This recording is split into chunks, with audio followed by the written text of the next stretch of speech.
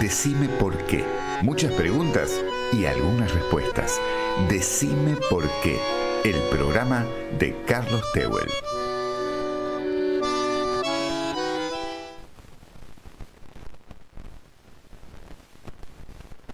El 19 de abril de 1935 nació en Iași, ya nos va a explicar cómo se pronuncia en nuestro invitado del día de hoy. Edmundo Saimovici. Edmundo ha cumplido en abril pasado 90 años. 90 años vitales, plenos, joviales. Y hoy tengo el placer, el gusto, el lujo que me doy de dialogar con él en este programa. Soy Carlos Tehuel y les doy la bienvenida a Decime por qué. Decime por qué. Programa especial, Historia de una vida. Hoy compartimos la trayectoria y la palabra de Edmundo Saimovici. Decime por qué. Programa especial, Historia de una vida.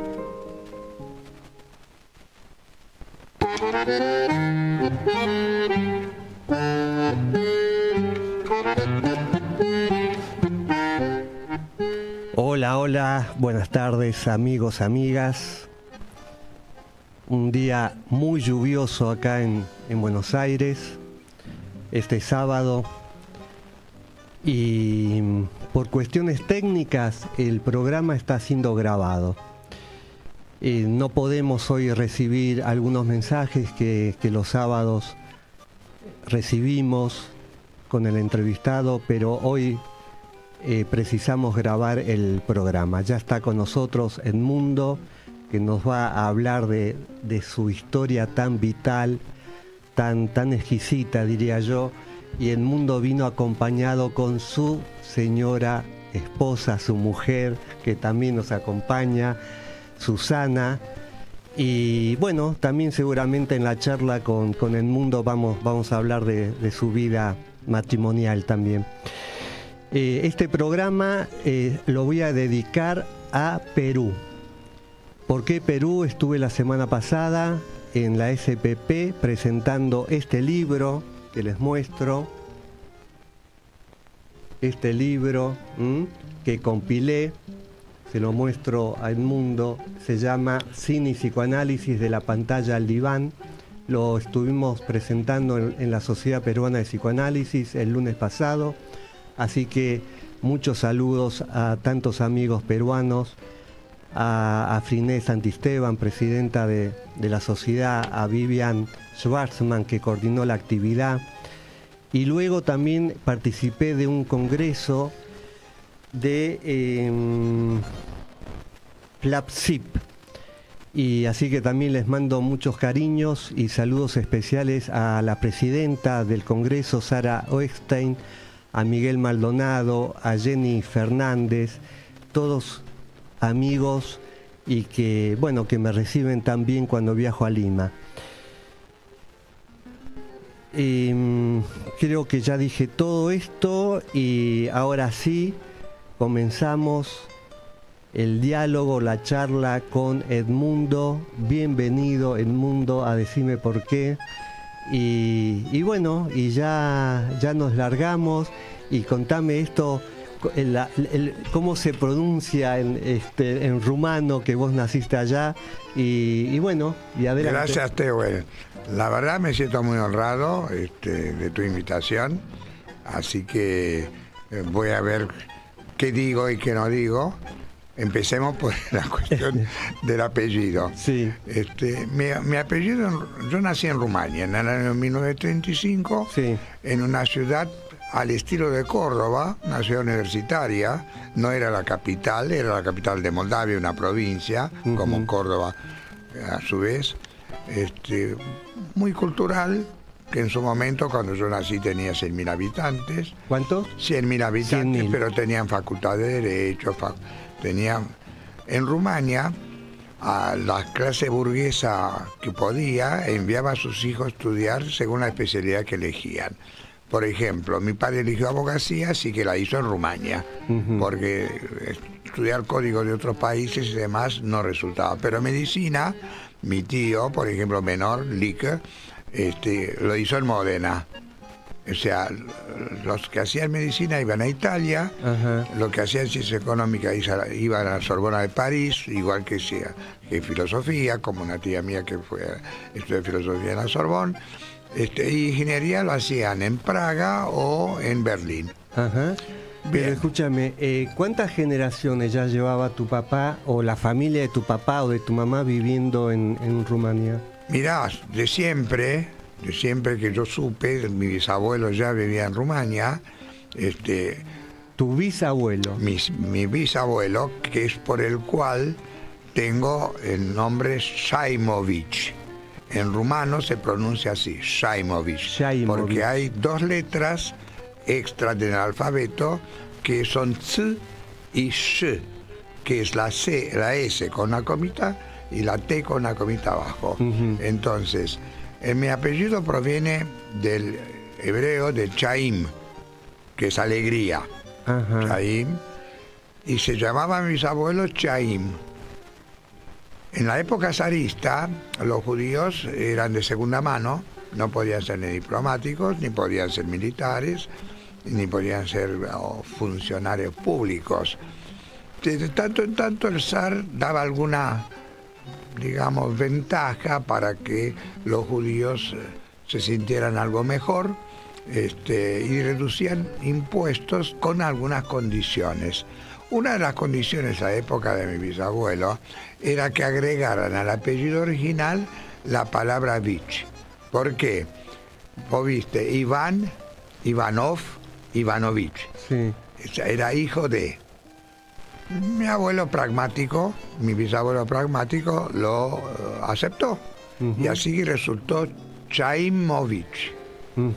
De ahí viene el apellido. Como CH en rumano no se pronuncia así porque como en italiano, aquí pusieron la S mayúscula con la comita abajo. Entonces de ahí viene mi apellido Shaimovic.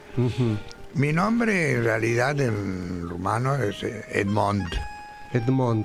Mi viejo lo eligió de la Rus. Buscó y vio a mí Edmundo de Amicis, Edmond de Amicis.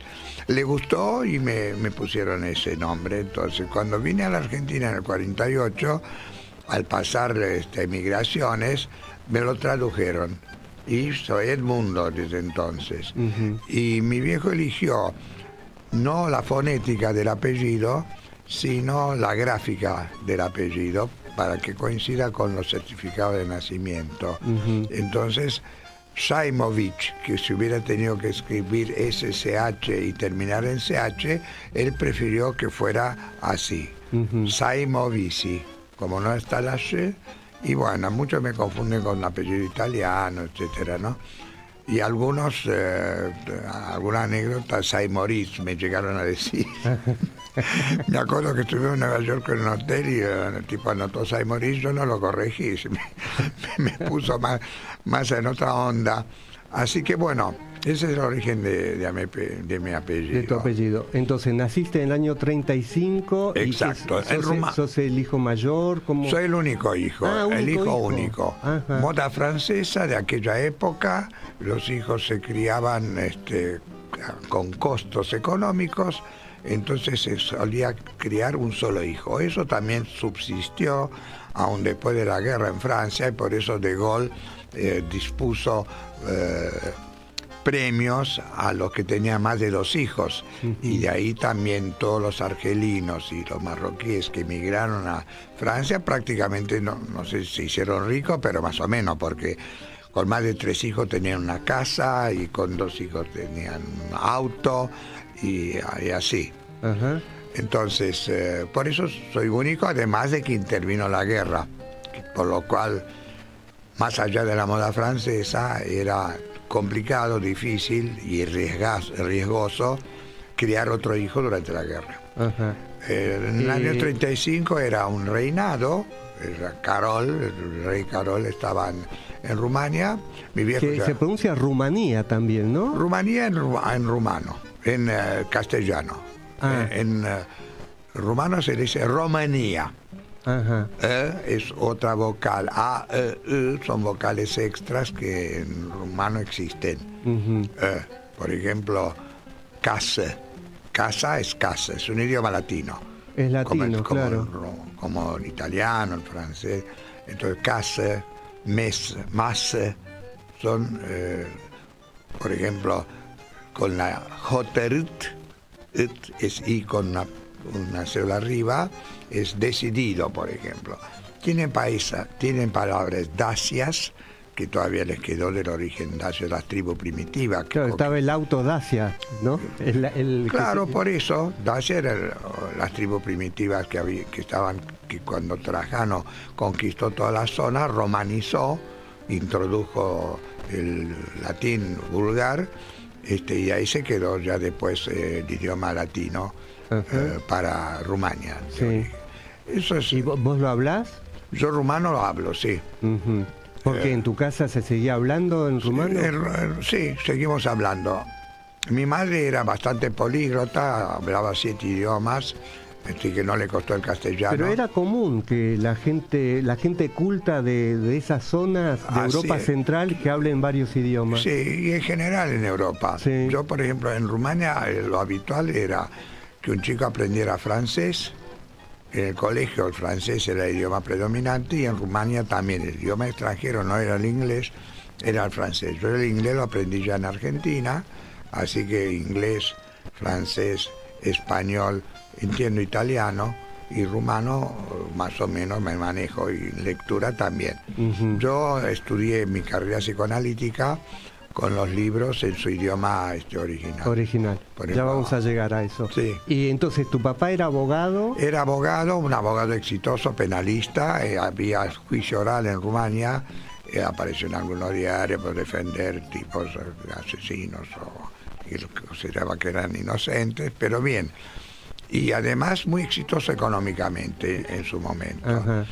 Igual en Rumania, ya antes de la guerra, antes de que Rumania se alineara con el nazismo, más que con el nazismo, con Alemania de Hitler, había grupos nacionalistas, antisemitas, y lograron en algún momento dominar el gobierno por una muy breve etapa, y ahí se instaló el número clausus en la universidad, o sea que solamente podía la universidad aceptar judíos de acuerdo a la proporción de los judíos en el país. Ajá.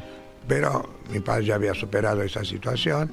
No solo eso, mi padre era ciudadano rumano, porque en el año 20 Rumania decidió que los judíos que querían ser rumanos y adquirir todos los derechos de ser militares, de ser diplomáticos y de ser funcionarios, podían. Mi abuelo aceptó, mi viejo ya en ese entonces, en el 20 tenía 16 años, así que hizo el servicio militar, como un rumano, digamos, de pleno derecho. De pleno derecho. Uh-huh. Así que eso era así. Uh-huh. Después, en el 39, ya empezó la guerra. En Rumania se notó un poco más tarde. Yo escribí un libro que me surgió yo lo llamo un brote creativo durante la pandemia, uh-huh, que se llama De Iași, o de Iasi, como se pronuncia acá en castellano, a Buenos Aires, 1939-1948, que es toda mi vida de esa época. Ah, qué lástima que no lo trajiste para mostrarlo. Está en...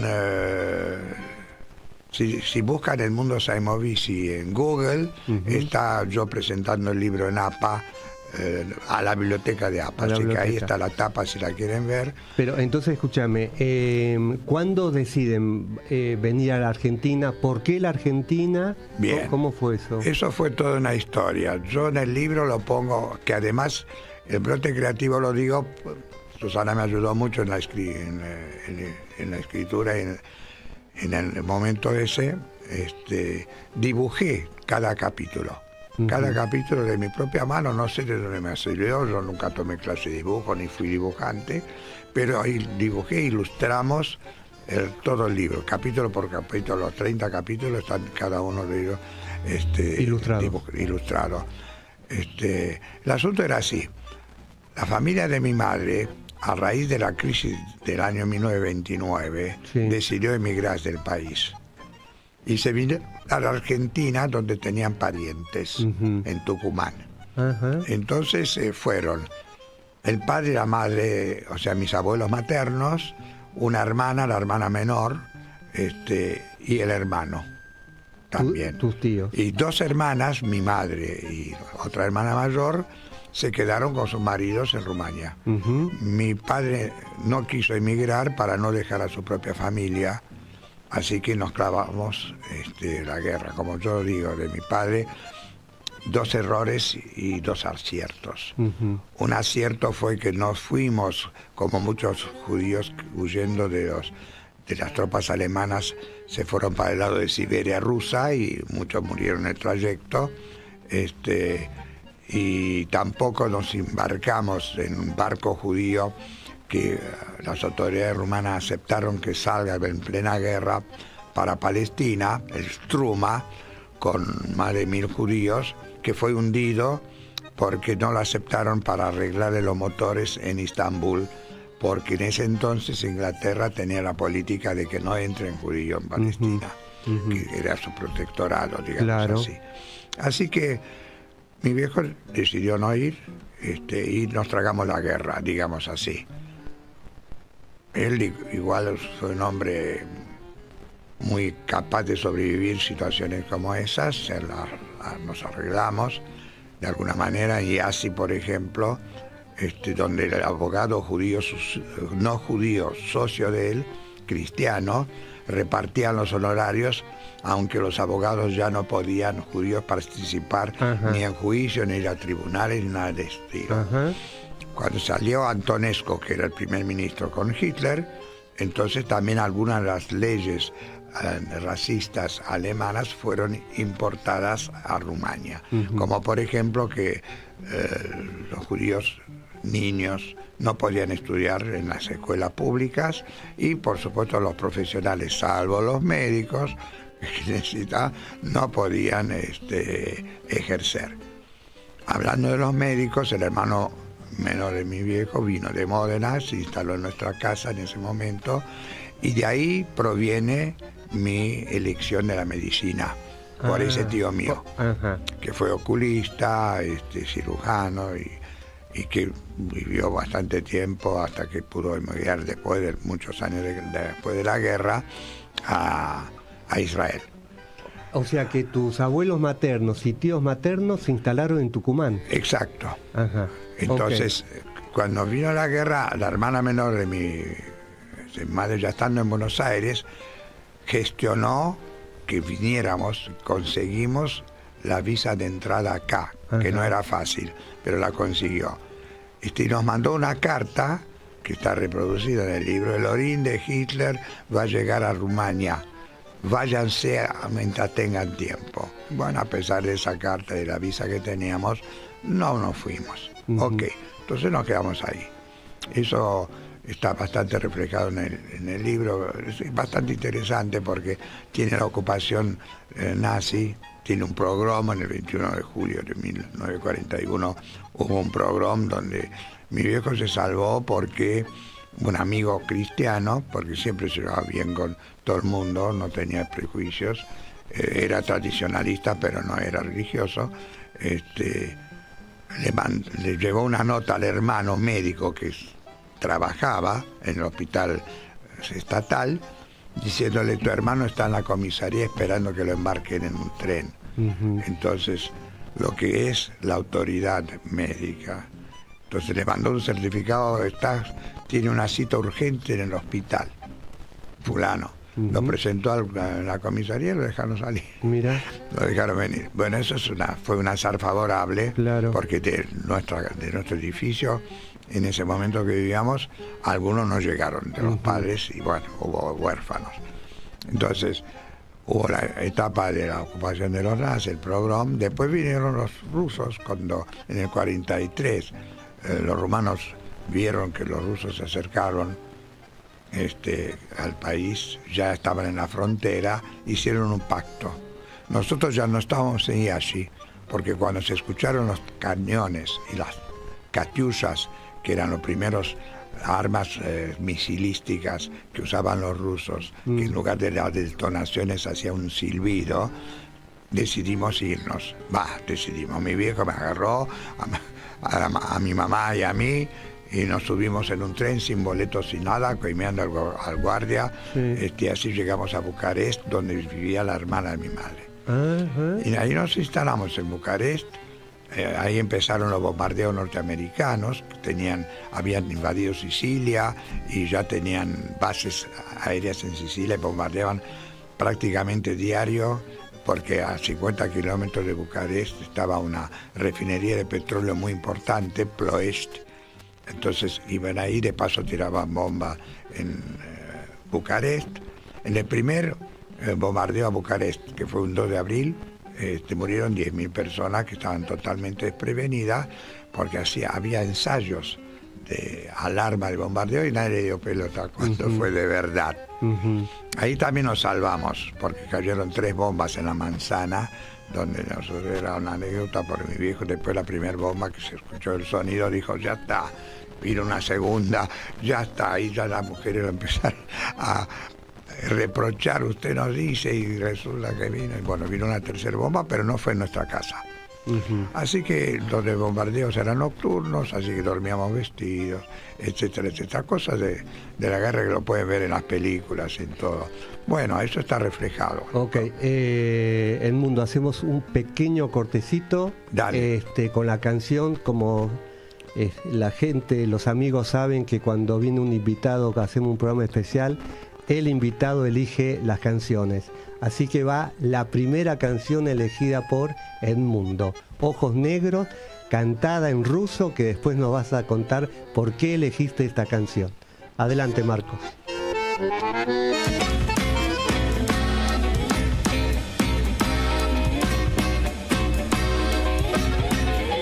Oči čornie, oči strasnie, oči zgocie i прекрасnie.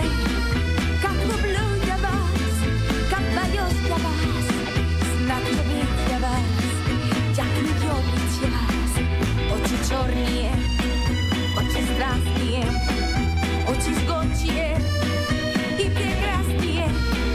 Как люблю я вас, как боюсь я вас, знак любить я вас, jak nie lubić я.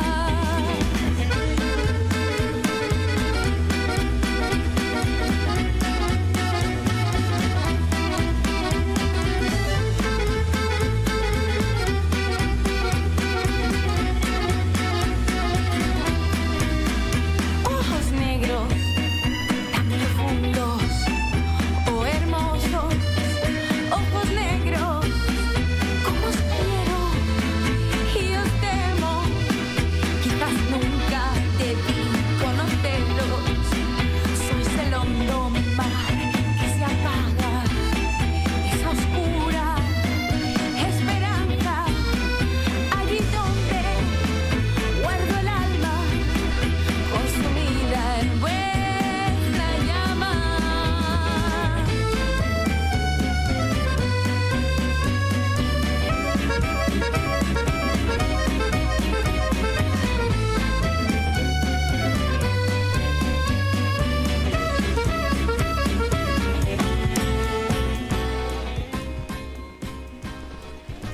Fenómeno, hemos escuchado Ojos Negros y Edmundo, la pregunta es, ¿por qué elegiste esta canción? Es porque la cantaba mi madre. Mi madre, entre los idiomas que dominaba, era el ruso, porque había hecho la primaria en ruso. Porque en esa época, el lugar donde ella estaba, Bucovina, una provincia norteña de Rumania, estaba bajo dominio ruso. Entonces hizo la primaria en ruso y hablaba ruso perfectamente. Y le gustaba esa canción, que era una canción de moda en su momento, que la cantaba una amiga, Sara Gorby, una cantante profesional. Y mi madre solía cantar, solía cantar. Era una mujer que los gustos sencillos le hacían disfrutar de la vida. Una planta, una rosa, también un clavel, no necesariamente tenía que ser una rosa, y canciones. Así que cantaba, esa era la que cantaba en ruso y me recordaba por eso. Perfecto. Bueno, muy bien. Ya sabemos la elección de esta canción. Entonces, volviendo, la pregunta sería, ¿cuándo deciden venir a la Argentina? ¿Cómo se instalan acá? ¿En qué barrio? Bien, muy bien. En el 47, en Rumania estaba el régimen comunista, ya el rey Miguel abdicó, digamos, y renunció y se refugió en París y se transformó en la República Popular Rumana. Bueno, mis padres ya no querían estar en Europa porque lo consideraban un continente peligroso. Cosa que coincido totalmente, no solamente en aquel entonces, que ya no tenía yo opinión para eso, pero ahora y siempre. Nunca me arrepentí y nunca quise volver. Tampoco había razón para que vuelva. Y como acá estaba la familia de mi madre, ¿En Tucumán? En Tucumán, pero ya en Buenos Aires. Ya había fallecido mi abuelo. Ajá. Y ya mi tía, la hija menor, o sea, la hermana menor de mi vieja, era farmacéutica, había cruzado la universidad, y mi tío era comerciante, así que nos consiguieron la visa para venir acá. Y mi padre consiguió, que no era tan fácil, también por sus relaciones allá, salgamos oficialmente de Rumania. Así que en el año 48, en enero nos fuimos, pobres. 10 años tenías. Yo tenía 12 por cumplir, claro, 13. Claro. Justamente, yo cumplí 13 años los 5 días de llegar acá, y para hacer el bar mitzvah, etcétera. Entonces, pero vinimos pobres, digo, porque mi padre, que tenía todavía, le había quedado bastante una fortuna por un juicio de sucesión que ganó antes de la guerra, y que lo tuvo como reserva, tuvo que entregarlo bajo pena de muerte general para todo el mundo en la comisaría de la esquina. Cualquiera que tuviese valores en oro o valor de moneda extranjera tenía que presentarlo en 3 días, y mi viejo eligió eso. Mi padre quería enterrar, mi madre quería que le entierre, que eso, pero mi viejo no quiso, con razón, porque se jugaba la vida. Así que vinimos acá con $2. Hicimos un viaje. ¿Y las casas también la perdieron? ¿La casa de...? No, todo. Todo perdido. No teníamos casa propia en ese momento. Alquilaban. Alquilábamos, sí. Pero todo lo demás se dejó. Nos llevamos un cajón con ropa, con algunos libros, eso nos permitieron llevar 2 valijas, y mi vieja llevó un astracán para regalarle a mi tía de acá, que le había puesto almidón acá en los sobacos para que parezca gastado, porque era nueva, porque no se podía sacar nada. Por ejemplo, los anillos que podía sacar eran de hasta 15 gramos, o sea, un anillo de casamiento prácticamente. Todo lo demás no lo podía sacar. Me acuerdo que cuando salimos en la frontera, ya en la aduana de la frontera de salida, alguien quiso, un guardián de la aduana quiso que no llevemos el tapado. No, pero ¿cómo se lleva el tapado? Y el otro dijo, ¿qué van a decir de nosotros? Era invierno. ¿Qué van a decir de nosotros afuera si es que no vamos a dejar que salga un tapado con el invierno que hace?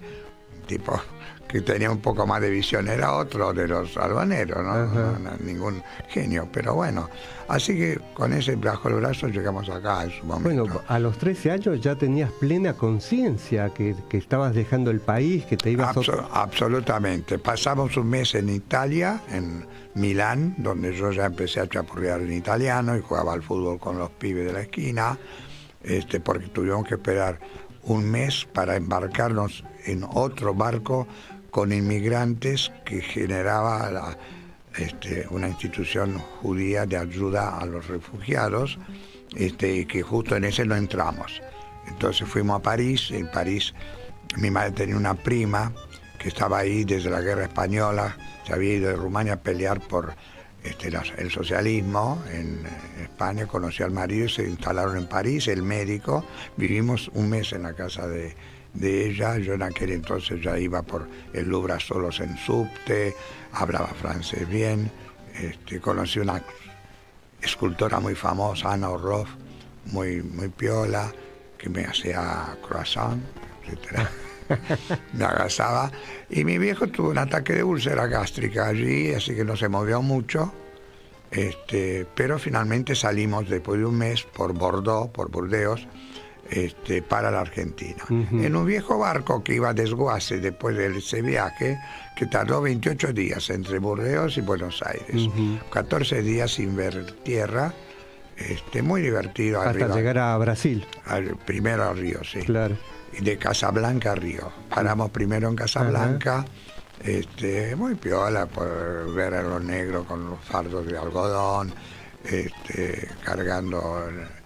Y a bordo, como mi padre seguía con el ataque de úlcera, le dieron una cabina y yo estuve viniendo a una bodega con 300 mujeres. Acércate al micrófono. Con 300 mujeres y refugiadas, también porque era menor de 13.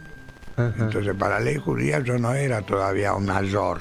Así que en lugar de dormir con la bodega de los hombres, me pusieron a dormir con la bodega de las mujeres. Bueno, nada especial de eso. Un detalle, como yo cumplía el bar mitzvah, tenía que cumplirlo a pocos días llegar, mi padre pretendió que un rabino me ayudara a pronunciar las brujas, o sea, las oraciones que se pronuncian. El rabino con cierta razón dijo: "Je suis très occupé", estoy muy ocupado. Entonces mi padre, que no era ningún prejuicioso, se acercó a un jesuita que había a bordo y me preguntó si me podía enseñar castellano. Sí. El jesuita era un cura español que venía de un leprosario de Indonesia, muy mundano, se había hecho cura bastante tarde, así que yo tenía 1 hora por día con el librito de Berlis de español, clase de español. Así que cuando yo llegué acá, a los 5 días di un examen de validación para ver si entraba en el primario, en qué grado, en la escuela cercana a la casa donde nos alojamos, ahora te digo cómo, y entré en 6º grado. Después gané el premio Martín Fierro por conjugación de verbos irregulares, con el verbo caber. Primer mes nos alojamos en lo de mi abuela. No me lo hagas conjugar, ¿eh? Claro. Entonces, el primer mes dormimos en lo de mi abuela, en la Plaza Bulnes, era en Almagro, sí. Y cruzando en diagonal sobre Sarmiento 3815. Estamos cerca nosotros, la radio está cerca de la Plaza Bulnes. Y bueno, claro. Ahora se llama Almagro, pero claro. En ese entonces era todavía Plaza Bulnes. Bulnes y Sarmiento, claro. Y todavía la casa está donde vivimos, un departamento de 3 ambientes, 2 mejor dicho, que cocina, dormitorio, living y la pieza para mí. Y ahí, bueno, el primer año, como perdí un año por el cambio de horario, en Rumania hay 4 primarios y 8 secundarios. Yo ya estaba en 3º de secundario con 12 materias en Rumania, y acá recién había estado en 6º grado. Entonces decidí, y no sé cómo hice, pero hice, se ve que la cabeza me funcionaba muy bien. Di todo el primer año libre en el Mariano Moreno. El primer año del secundario, en el Mariano Moreno. Di todo, lo di todo libre, las materias, escrito y oral, en diciembre, y nadie me preparó, me preparé yo solo. Así que tenía mucha capacidad en ese momento para el estudio. Nunca tuve problema con el estudio. Mejor dicho, la geometría solamente me tenía medio a mal, y yo me acuerdo, yo soy agnóstico, pero me acuerdo que el último rezo que hice a los 12 años fue para probar geometría. Me acuerdo. Ahí apelaste a Dios, a Dios. Señor, fue la única vez que me acuerdo, la última vez, digamos así. Bueno, cursé el secundario de Mariano Moreno, exitosamente, no tuve ningún problema. Y ya estaba decidido a entrar en medicina. En aquel momento ya tenía eso. ¿Ah, sí? Sí. Una vocación ya. Sí, fuerte. ya estaba definido por mi tío. Así que justo cuando iba a dar el examen de ingreso, Perón sacó la ley del examen de ingreso, así que entramos 3.000 tipos, de los cuales salieron 800. Al año siguiente quedamos 1.500, al otro año 800, y eso fue... Mi experiencia en la facultad fue buena.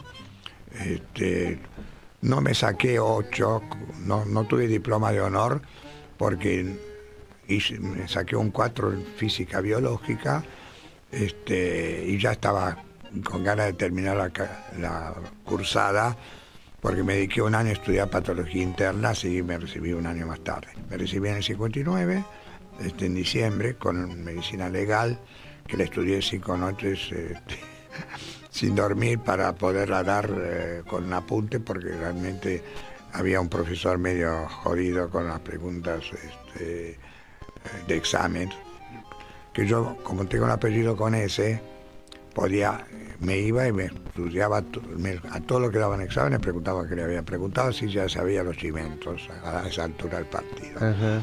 Así que medicina, bueno, anatomía me saqué 10, por ejemplo, con Gali, que eran profesores importantes y bastante severos. Cursé sin problema. Fisiología me tocó, porque todavía estaba Perón en el 55, recién cayó, pero en el 54 teníamos un profesor en lugar de Usay, un profesor Imbriano se llamaba. Ah, sí, lo ubico, el neurólogo. Neurólogo era profesor. Porque la hija de Imbriano es la decana de la Facultad de Psicología en la Universidad Kennedy. Bueno, mira vos.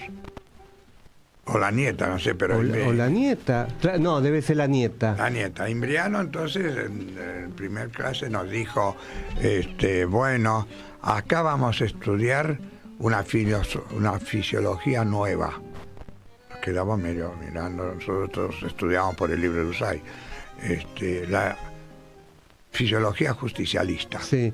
Vos sabés que eso mismo, lo mismo contó Adolfo Benjamín, sí, esta historia. Exacto. De la fisiología justicialista. ¿En qué consistía? Porque también, bueno, que era leer los últimos descubrimientos, lo más moderno y no los viejos. Entonces teníamos que aprender descubrimientos japoneses que aparecían en revistas media de difícil acceso, pero bueno, pasamos eso, no hubo problema. En tercer año cayó Perón, entonces, bueno, ahí hubo una purga de profesores, ya habían habido lo que firmaron los 1.000 médicos que firmaron la adhesión peronista obligados para no perder sus puestos y demás, y ahí yo ya, terminando primer año, empecé a hacer guardia en el Hospital Fernández. Uh-huh. Les hice un laboratorio. Yo siempre institucionalmente tuve buenas ideas y bien ejecutadas. O sea, le hice un laboratorio a la guardia, cual atrajo la atención al director, que se llamaba Barcisa, que era profesor de microbiología. Entonces el profesor de microbiología le preguntó al director de la guardia, Mancela, bueno, que si podía invitarme a la cátedra. Y yo acepté, fui ayudante de microbiología, y ahí conseguí beca en el Consejo Nacional de Investigaciones que dirigía Usay, uh-huh, para investigar con antibióticos, y eso es otra historia, porque ya terminando después del tercero o cuarto, tuve 2 años o 3 becas, me empecé a interesar en el psicoanálisis. Ok, bueno, ahora antes de entrar en el tema específico del psicoanálisis, hacemos un pequeño corte. Dale.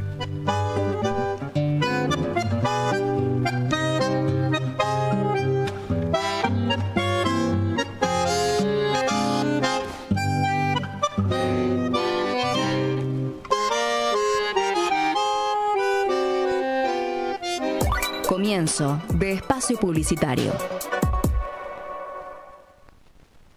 La buena lectura ilumina. Hola, soy Cristina Campaña, coautora con Marcelo Fara del libro Indignaciones, Variaciones para un tiempo de canallas, que son impresiones, sobresaltos, dudas y dolores en nuestra patria, en nuestra América y también en otros continentes.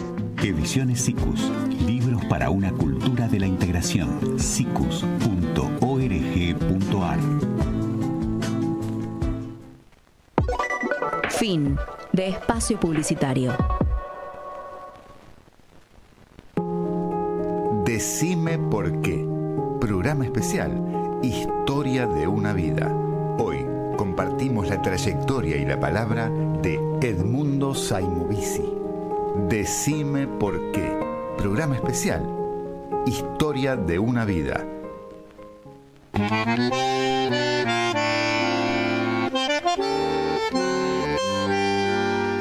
Gracias, Marcos, y seguimos disfrutando de este diálogo exquisito con Edmundo Saimovisi, pronunciado en español. Sí, señor. Bueno, todos me llaman así. Sí. Saimovich ya quedó allá en la lejos. época Rumania, sí. Sí.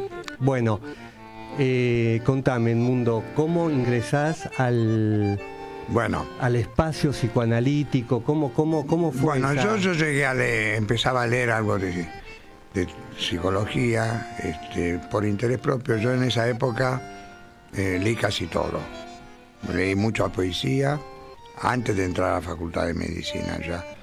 Y con Erich Fromm estaba leyendo Miedo a la Libertad, y hay un caso clínico, y me vi muy reflejado ahí. Pues yo tenía una relación, digamos, amorosa, que quería dejar y no podía, y llevaba arrastrando mucho tiempo, así que decidí introducirme en un grupo de psicoterapia que en aquel entonces era muy común porque se había hecho ya la Asociación de Psicoterapia grupal, con Jaime Tomás, que era un español que se había trasladado a la Argentina para analizarse con Ángel Garma. Así que siguió a su, digamos, analista. Era importante tener un buen analista. Así que bueno, Garma ya era muy conocido y más por él. ¿Pero ya te habías recibido de médico? Ya me había recibido de médico. Ajá. Sí, la medicina cursó sin mayores inconvenientes, digamos así. Como te dije, yo con el estudio nunca tuve problema. Así que leyendo ese caso, me introduje en el grupo. Y en el grupo yo tuve una actividad muy elogiada por el psicoanalista, porque yo no tenía problema de decir de mis problemas, ni sexuales, ni afectivos, así que hablaba muy directamente, lo cual de alguna manera me gané cierta confianza en el grupo, pero en los fines de semana con otros amigos me di cuenta que empezaba yo a interpretarles. Por ejemplo, descubrí lo que se llama la reacción aniversario, que es que en un momento dado vos podés deprimirte a mitad de año y no sabés por qué, un llanto, una pesadilla, y después te fijas y resulta que en esta época, en otro momento de tu vida, o de chico más reciente, habías tenido una pérdida, etcétera, y la pegaba bastante. Entonces, entre esto y análisis personal, decidí cambiar la beca nacional. Tenía 2 becas otorgadas, una para marcación de radiactivas de microbios en Houston y otras en Filadelfia para hacer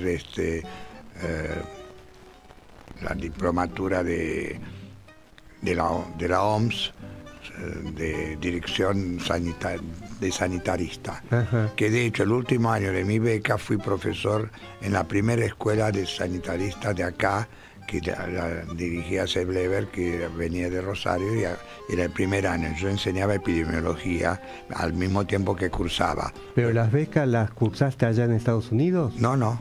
Nunca fui, renuncié a las becas y me dediqué al psicoanálisis. ¿De qué manera? Bueno, yo quería analizarme con Garma, siguiéndolo a Tomás, pero Garma no tenía ahora por 4 años, tenía una lista entera, así que justamente se había divorciado Arminda Verasturi y Pison Riviere y tenía lugar. Me hizo una entrevista y me aceptó.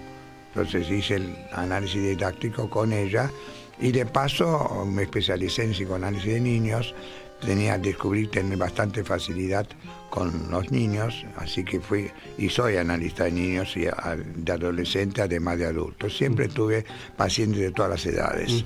Ahora también tengo pacientes de adultos mayores, por supuesto. Entonces, terminé la formación en el 64 y ya fui adherente. Mi labor institucional, el trabajo institucional, ya lo tenía como consejero de la universidad, en la Facultad de Medicina, que ni bien recibido fui consejero por la parte estudiantil, por el Movimiento Universitario Reformista, que era una agrupación de centro, apolítica. Después cambió, después todos los partidos políticos tenían su sucursal en la facultad, pero en esa época no. De ese trabajo institucional me acuerdo una cosa de cambio de estructura que todavía perdura ahora, a pesar de todo el tiempo que pasó y los partidos que pasaron por arriba, que es las unidades hospitalarias. Toda la facultad de medicina se concentraba en el hospital de clínicas. Entonces siempre había pocos pacientes para muchos alumnos. Con la creación de las unidades hospitalarias, había 4 unidades hospitalarias en distintos hospitales, se diversificó y la formación se pudo hacer muchísimo mejor. Esa mejora quedó, es lo que más valoro de hacer una síntesis del trabajo. Después, bueno, en APA yo estuve en funciones institucionales durante 17 años, digamos así, distintas funciones. La más alta que llegué fue el director del Centro Racker, que es un departamento de investigación y también de difusión.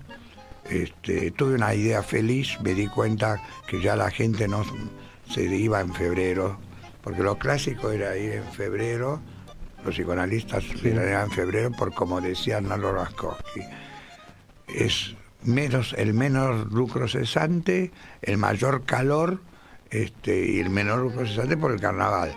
Entonces era el ideal. El problema lo tenían los que atendían abogados, que tenían en enero, y que no le podían cobrar bien, aunque algunos querían igual cobrarle la hora. En ese entonces el sistema era claramente freudiano, exagerado por la escuela inglesa dominante, que era muy estricta con el encuadre.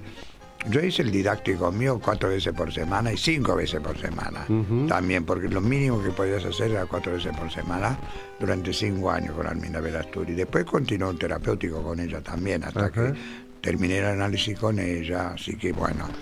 Ahora, te quiero preguntar, porque vos seguís en actividad, seguís trabajando en el consultorio. Yo sigo trabajando, sí. Claro, ¿qué diferencias notás con los pacientes de la época de los 60, 70? Mira, hay muchas. Yo en esa época, durante muchos años, cobraba el mismo honorario a todos los pacientes. El que no lo podía pagar, los analizaba, listo. 4 sesiones semanales. No tomaba por menos. Después, con el Rodrigazo, que fue en el 74, creo, por 75. Eso, Rodrigazo fue imposible sostener el honorario por la inflación. Con Alfonsín tuvimos 1000% de inflación anual.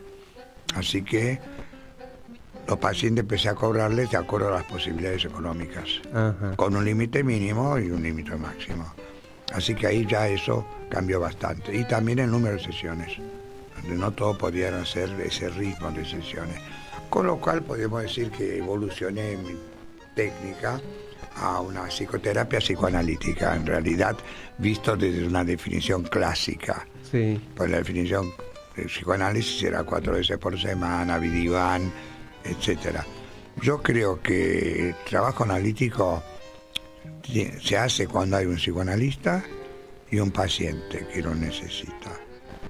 Y el objetivo es el inconsciente. Sí. Se haga bajo las escaleras de un hospital, como se hacía el análisis de niños en hospital de niños en su momento, se haga en cualquier lugar, caminando, en la casa, a domicilio. Así que mientras se haga esto, mientras se busque el descubrimiento del inconsciente, la consecuencia de ese descubrimiento, que es la curación de los síntomas, las disociaciones, para mí eso es psicoanálisis. Así que yo, si me contestaste, me preguntaste, digo, estoy haciendo psicoanálisis. Pero desde el punto de vista más, digamos, académico, estoy haciendo psicoterapia psicoanalítica. Ajá. Además, hubo una época donde disminuyó mucho el trabajo, y por sugerencia de Susana, de mi mujer, me dediqué a hacer psiquiatría. Ajá. Así que hice en APSA, en la Asociación de Psiquiatras Argentinos, y que tenía una, digamos, derivación de la universidad. Yo soy psiquiatra por la universidad, hecho en APSA. Los delegados en APSA fueron 3 años. Claro, el postítulo, digamos. Sí, el título. Bueno, el hecho de ser psicoanalista me ponía ya bastante más conocido, con trabajos y funciones institucionales y demás, me obligaba más a estudiar y a no meter la pata.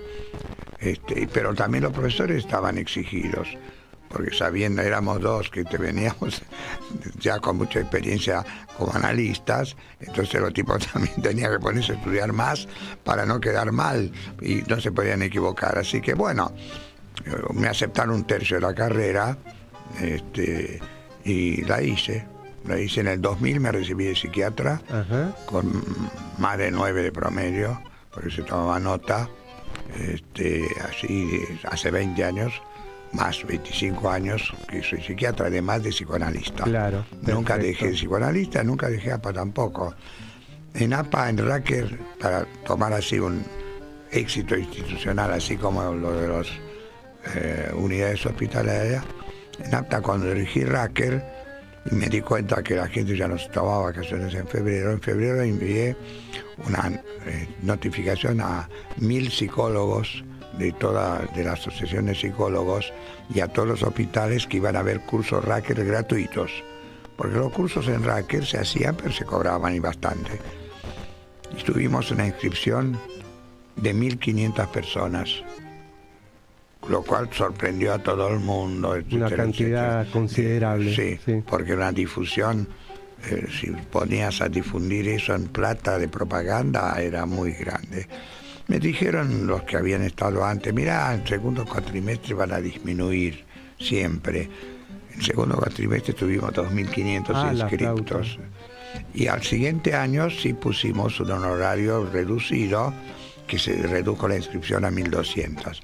Pero en $30.000 para APA, todos los años de ingreso, surgido desde el Centro Racker. Muy bien, hacemos el último cortecito, Marcos, y entramos en el último tramo de este programa tan exquisito.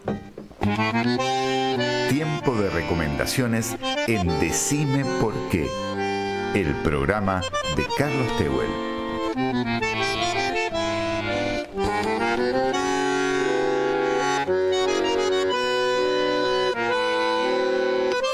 Entramos en el último tramo del programa, Decime por qué, en esta charla, en este diálogo tan hermoso y exquisito que estamos teniendo con el mundo.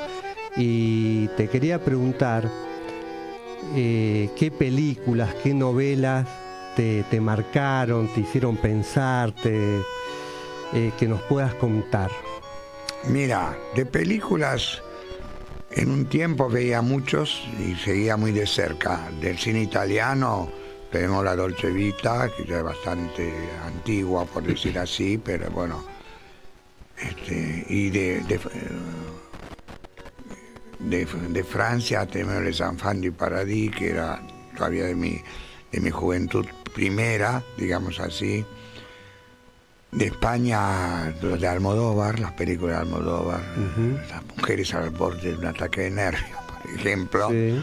De Estados Unidos, bueno, hay muchos. Estados Unidos ha sido una productora de películas importantes, desde de Spielberg, por ejemplo, la de acción, que siempre han sido como Los Padrinos, siempre han mostrado un aspecto de la vida de ellos, en realidad, las series. De Argentina me gustaron, fueron premiadas El secreto de tus ojos, Las 9 reinas, y bueno, después estaban los clásicos de antes, lo de la Patagonia, Rebelde, por ejemplo. Sí. Y bueno. La Patagonia Rebelde. La Patagonia Rebelde. Sí. Y bueno, fue toda una historia dramática, pero en fin. Era un ordinario consumidor, pero con la pandemia se me produjo una retracción al respecto. Ajá. Así que me cuesta ir al cine y no voy mucho al cine. ¿Ves por las plataformas? Por eso cambió mucho. Claro. Cambió muchas cosas. Uh-huh. Y de libros, bueno, Harari, ya yo vi a Harari, Homo Sapiens, de Animales a Dioses. Ahora estoy leyendo Nexus, que es sobre inteligencia artificial. Uh-huh.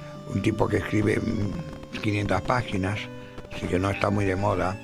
Escribe mucho, grande. Sí.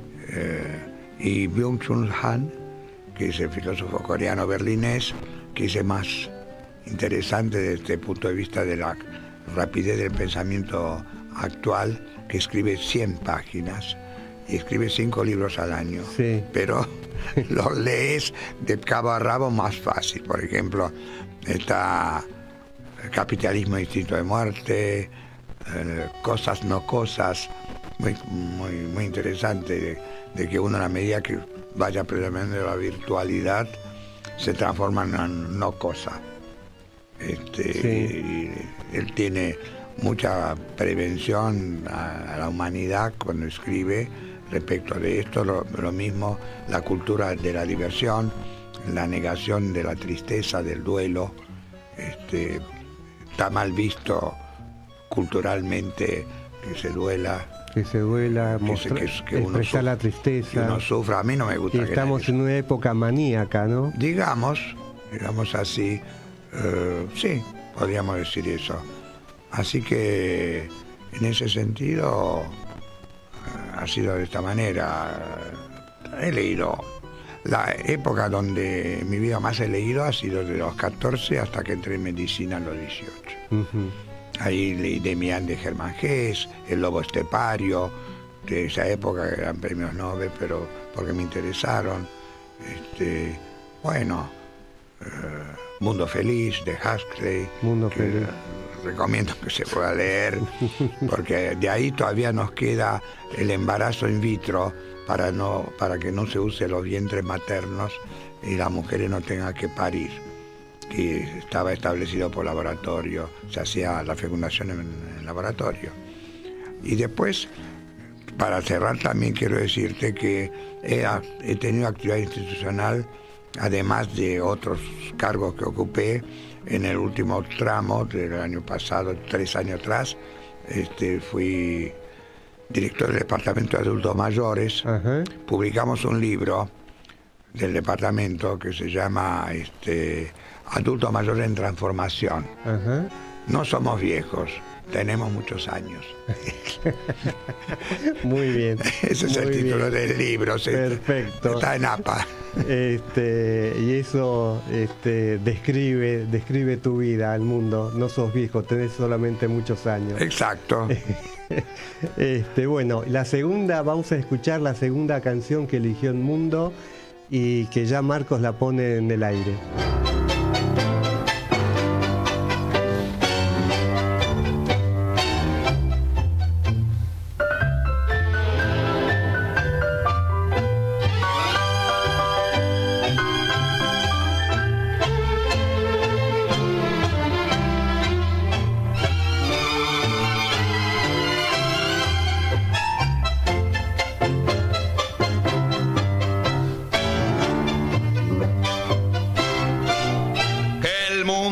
Será una porquería, ya lo sé, en el 510 y en el 2000 también, que siempre ha habido chorros, maquiavelos y estafados, contentos y amargados, valores y doblez, pero que el siglo XX es un despliegue de maldad insolente, ya no hay quien lo niegue.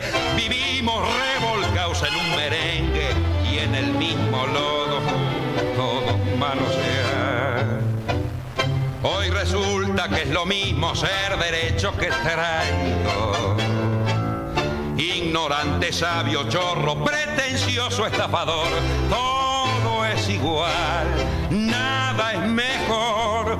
Lo mismo un burro que un gran profesor, no hay aplazado ni escalafón. Los inmorales nos han igualado. Si uno vive en la impostura y otro afana en su ambición, da lo mismo que sea cura, colchonero, rey de bastos, cara dura o polizón.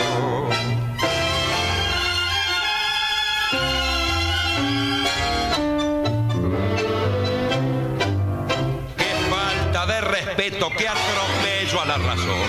Cualquiera es un señor, cualquiera es un ladrón, mezclado con Toscanini, Escarpasa y Napoleón, Yandasto y Marimón, Gatica y San Martín, igual que en la vidriera irrespetuosa de los cambalaches, se ha mezclado la vida y herida por un sable sin remache, ves llorar la Biblia junto a un calefón. Siglo XX, cambalache problemático y febril. El que no llora no mama y el que no afana es un gil. Dale nomás, dale que va, que allá en el horno nos vamos a encontrar. No pienses más, hacete a un lado, que a nadie importa si naciste honrado. Si es lo mismo el que labura noche y día como un buey, el que vive de los otros, que el que mata, que el que cura, o está fuera de la ley. Decime por qué. Programa especial, Historia de una vida. Hoy compartimos la trayectoria y la palabra de Edmundo Saimovisi. Decime por qué. Programa especial, Historia de una vida.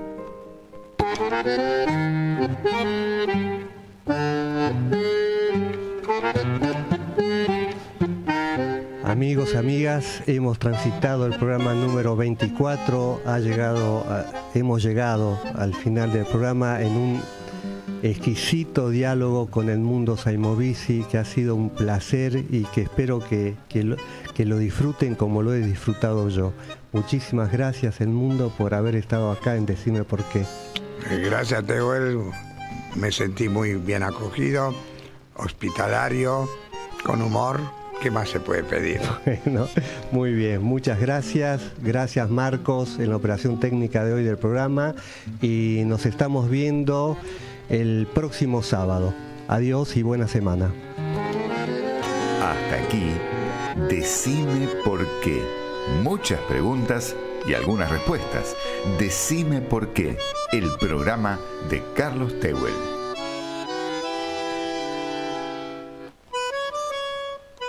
Comienzo de